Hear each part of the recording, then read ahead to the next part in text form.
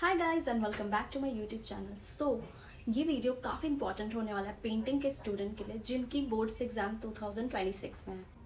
पहली बात मैं ये बता दूं कि पेंटिंग एक बहुत ही इजी सब्जेक्ट है, तो इस पर ज़्यादा दिमाग लगाने की ज़रूरत नहीं है। और जो लोग बहुत ही ज़्यादा ओवर थिंक कर रहे हैं कि अभी तक कुछ भी नहीं पढ़ा, कुछ समझ में नहीं आया, या फिर लॉट्स ऑफ थिंग, जो कि उस टाइम पे जब मेरे बोर्ड्स थे 2024 में, तो मैं भी कुछ नहीं समझ पा रही थी और मैं सोच रही थी मैं पेंटिंग में क्या मैं फेल हो जाऊँ। सो गाइज, मैं आप लोग बता दूं कि ऐसा कुछ भी नहीं होने वाला, क्योंकि अगर ये वीडियो आप लोगों तक पहुँच गई है तो आप तो पेंटिंग में पूरा 100 आउट ऑफ 100 स्कोर करने वाले हो after following this tips and trick, जो कि मैं अभी आगे बताने वाली हूँ। So watch till the end. So पहली बात मैं बता दूँ पेंटिंग के एग्जाम की मार्किंग स्किल क्या है। तो पेंटिंग में हमारा प्रैक्टिकल जो है वो 70 मार्क्स का होता है और जो हमारा बोर्ड्स है वो 30 मार्क्स का होता है। जो हमारा 70 मार्क्स का प्रैक्टिकल होता है वो स्कूल में होता है एंड वहाँ पे वाटर कलर से आपको पेंटिंग बनवाई जाती है एंड आपको साथ में पेंटिंग की फाइल भी लेके जानी होती है। हाँ, अगर आप लोगों ने अभी तक कोई फाइल नहीं बनाई तो मैं आप लोग को बता रही हूँ कि A4 साइज वाला आप पेंटिंग का वो जो भी आता है ना कॉपी, वो ले लो। एंड देन उसके बाद अगर स्कूल वालों ने भेजी होगी प्रैक्टिकल से पहले, वो लोग भेजेंगे, ठीक है। अगर नहीं भेजा तो तुम्हें खुद से बनाना होगा पेंटिंग, खुद से गूगल से निकाल के, या फिर तुम्हें पेंटिंग बनाने का शौक है तो तुम खुद से पेंटिंग बहुत ही अच्छे अच्छे बना लेना, ताकि क्योंकि वो सारी चीज़ों को ना सबमिट करना होता है टीचर्स के पास। अगर आप उसे सबमिट करोगे तो उसके बेसिस पे भी आपको मार्क्स मिल सकती है एंड स्कूल वालों से बना के रखना तो आपके मार्क्स अच्छे आ जाएंगे। सो गाइज, जो पेंटिंग होती है ना वो सिर्फ आपको प्रैक्टिकल में यानी कि स्कूल में बनानी होती है। पूरा टाइम दिया जाता है, वहाँ पे कोई टाइम लिमिट नहीं होता, आराम से बनाते सारे बच्चे इकट्ठे, जैसा कि मेरे साथ हुआ था, तो वो मैं बता रही हूँ। एंड जो रही बात हमारी 30 मार्क्स की पेंटिंग में, सो वो जो होता है ना वो सिर्फ थ्योरी होता है, यानी कि वहाँ पे सिर्फ आपको objective questions and theory questions आते हैं, जैसे कि objective question, long answer, short answer, ये सारी चीज़ें आती हैं। वहाँ पे कोई वाटर कलर से पेंटिंग नहीं करना है। सो आप लोगों में से बहुत सारे ऐसे लोग होंगे जिन्होंने अभी तक सोच लिया होगा कि यार हमें पेंटिंग के एग्जाम में तो वाटर कलर से पेंटिंग बनाना होगा, तो ऐसा कुछ भी नहीं है। सो ये चीज़ अपने दिमाग से पूरा निकाल दो। सो अब हम बात कर लेते हैं कि किस टाइप के क्वेश्चंस आते हैं। अगर किस टाइप के क्वेश्चंस आते हैं ये तो साइड में रख देते हैं, क्योंकि अगर अभी तक आपने कुछ पढ़ा ही नहीं है, आपको कुछ समझ में ही नहीं आया, तो आप लिखोगे क्या, राइट।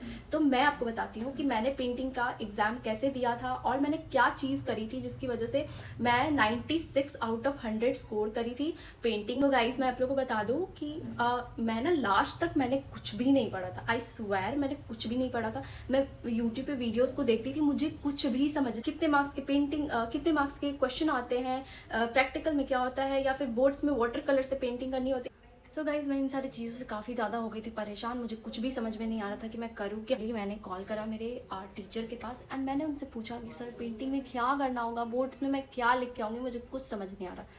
सो टीचर ने मुझे सजेस्ट करी एक बुक, नव्यास फाइन आर्ट। तो सर ने मुझे वो बुक सजेस्ट कर दी एंड मैंने उस बुक को खोला, मैंने ले तो लिया। वो बुक काफ़ी सस्ते में आती है, 100 में मे भी मैंने लिया था। सो वो बुक को मैंने खोला तो वो तो काफ़ी शॉर्ट में सब कुछ थे, ठीक है। मैंने बोला कि यार मैं क्या करूँ। फिर मैंने यूट्यूब पे भी स्क्रॉल करा बाकी सारी चीज़ों के बारे में जानने के लिए। तो मैं ये जानी कि यार उस NCERT के बुक में जो पेंटिंग्स है ना, उस पेंटिंग को भी समझना होता है, उस पेंटिंग्स के बारे में लिखने होते हैं, जिसके नेम, पेंटिंग के नेम, पेंटर्स के नेम, देन सब स्कूल, पूरा लाइन बाय लाइन लिखा था जो भी हमारे सिलेबस में था, ठीक है। तो मैंने वो सारी चीज़ों को नोट डाउन कर लिया अपने कॉपी में एंड उसके बाद मैंने यूट्यूब की वीडियोस देखना स्टार्ट करी। जैसे कि बहुत सारी हमारी 4 मिनिएचर पेंटिंग होती है, राजस्थानी मिनिएचर पेंटिंग, पहाड़ी, डेक्कन, मुगल, ये चारों बहुत ही ज़्यादा इंपॉर्टेंट होती है। ये पूरे 20 मार्क्स के क्वेश्चन इससे से बन जाएंगे आपके। तो आप लोग पेंटिंग के नाम, पेंटर्स के नाम और उसके सब स्कूल। अब आई नो कि ये आप लोग अगर पहली बार वीडियो देख रहे होगा तो आपको बिल्कुल समझ नहीं आ रहा होगा। सो डोंट वरी गाइज, मैं पेंटिंग्स, जो मिनिएचर पेंटिंग्स है ना हमारे, एक्चुअली वो जो बुक मेरे पास है नव्यास फाइन आर्ट, उसमें बस आपको 3 यूनिट्स पढ़ने होते हैं और 3 यूनिट्स जो होते हैं ना, एक यूनिट 10 मार्क्स का, यानी कि 30 मार्क्स का, ठीक है। तो आप लोग 30 मार्क्स आई एम श्योर बहुत अच्छे से अचीव कर पाओगे। एंड मैं अभी आप लोग को आंसर राइटिंग का भी वे बताऊंगी कि किस वे में आप लिखोगे कि आप आंसर राइटिंग करोगे बोर्ड्स में तो आपको फुल मार्क्स मिल जाएंगे। तो पहली बात मैं ये बताना चाहूँगी, जैसा कि मैंने कहा अभी, बस आप इतना नोट डाउन कर लो कि आपका पहले पेंटिंग होता है, उसके बाद आपका पेंटर होता है, उसके बाद आपका सब स्कूल होता है। यहाँ पे आप एक पेंटिंग का नाम लिखोगे, फिर उस पेंटिंग को किसने बनाया है उसका नाम यहाँ पे लिखोगे एंड देन वो कौन से सब स्कूल का है उसका नाम यहाँ पे लिखोगे एंड आपको ये पूरा लाइन से याद करना है, ठीक है। तो ये जब आप याद कर लोगे ना तो उसके MCQ जो आपका है ना वो पूरा प्रॉपरली आपका पूरा डन हो जाएगा, ठीक है। एंड कौन सा वाटर कलर यूज़ किया गया था या फिर कौन से टाइप का पेंटिंग था, ये सब कुछ भी पूछी जाती है। तो इसके लिए भी मैं बहुत ही प्रॉपर इंपॉर्टेंट MCQ की वीडियो लाऊंगी। So stay tuned on my channel. बाद हम बात कर लेते हैं, ये तो हमारी MCQ की बात हो गई कि ऐसे आप याद करोगे तो आपकी MCQ पूरी कवर हो जाएगी। एंड गाइस, मैं एग्जाम दे के जब आई थी तो मैंने आके अपना पूरा वो चेक करा कि क्या मेरा एक भी गलत है। तो गाइस मैं बताऊं, एक भी मेरा MCQ गलत नहीं था, ठीक है। सारे MCQ आई थिंक 7 या 6 आए हुए थे, सारे सही थे मेरे। उसके बाद हमारा वेरी शॉर्ट और लॉन्ग आ जाता है, मुझे अच्छे से याद नहीं है बट वेरी शॉर्ट लॉन्ग आता है, ठीक है। तो उसमें आपको कैसे राइट करना है। सो अगर आपका पेंटिंग 6 मार्क्स का है बाय द वे मानो, तो 6 मार्क्स में अगर आपको वो क्वेश्चन समझ में आ तो रहा है पर आपने उसको प्रॉपर तरीके से याद नहीं किया था, तो आपको पता है क्या करना। आपको थोड़ा सा रिलेट करना है उस बुक से। आपने वो चैप्टर तो पढ़ी होगी या फिर उसमें कोई पेंटिंग का कुछ तो रिलेटेड चीज़ दिया होगा जिसको आपने पढ़ा होगा, जिसके थ्रू आप उसको लिख सको। तो मैं उसका बता दूं कि आपको पता है क्या करना है। आपको करना है पहले तो उसका इंट्रो काफ़ी बड़ा बना देना अगर आपको नहीं आता है तो। इंट्रो बनाने के बाद आपको थोड़ा सा रिलेवेंट पॉइंट्स लिखने हैं, अगर ज़्यादा नहीं आ रहे तो 3 या 4 तो लिख ही देना। देन उसके कंक्लूजन लिखना एंड उससे रिलेटेड थोड़ा सा पेंटिंग्स वगैरह के नाम उसमें अटैच कर देना कंक्लूजन में। आपका वो 6 मार्क्स का क्वेश्चन अच्छे से बन जाएगा, आप अच्छे से लिख पाओगे। एंड या अगर आपको बिल्कुल नहीं आ रहा तो यार ये नहीं कि आप कुछ भी लिख के आ जाओ, और छोड़ना तो बिल्कुल भी नहीं है। क्वेश्चन छोड़ने की सोचना भी नहीं, सारे क्वेश्चन को अटेम्प्ट करने होते हैं। अगर सारे क्वेश्चन को आप अटेम्प्ट करते हो तो आपके मार्क्स कटने के चांसेस काफ़ी कम रहते हैं, क्योंकि टीचर्स जो होते हैं कभी कभी ऐसा होता है कि मानो अगर आपकी फर्स्ट सेकंड में कॉपी आ रही है तो ठीक है, वो तो अच्छे से प्रॉपर आराम से देख के चेक करेंगे। लेकिन अगर आपकी नीचे कॉपी आई तो वो चेक करते करते मे बी फ्रस्ट्रेट हो जाते हैं, तो उन्हें लगता है कि हाँ बच्चे ने तो लिखा है। तो आपको स्टार्टिंग का जो है वो सही लिखना है, और जो पॉइंटर्स बना रहे हो उसमें थोड़ा सा रिलेवेंट होना चाहिए रिलेटेड टू क्वेश्चन, और कंक्लूजन में अपना देख लेना। सो ये हो गया हमारा अगर नहीं आता है। गाइज मैं आपको एक और चीज़ बताना चाहूँगी कि अगर आप आंसर राइटिंग करते हो तो पैराग्राफ में लिखना टोटली अवॉइड करना होगा। अगर आप पैराग्राफ में लिखते हो तो आपके मार्क्स बहुत ही गंदे तरीके से कटेंगे और आपके मार्क्स नहीं बनेंगे। आप पॉइंटर्स में लिखने की कोशिश करो अब भी सही, क्योंकि अभी काफ़ी टाइम है, अभी बोर्ड्स में नवंबर चल रहा है। सो अभी काफ़ी टाइम है, अभी आप लोगों के पास एनफ टाइम है, 2-3 महीना है, आप आराम से प्रिपेयर कर सकते हैं। पेंटिंग उतना कोई रॉकेट साइंस वाला सब्जेक्ट है तो नहीं, बहुत ही ईजी चुंदो मुंदो से क्वेश्चंस आते हैं। अगर आपने अच्छे से पढ़ ली तो फिर कोई दिक्कत नहीं हो।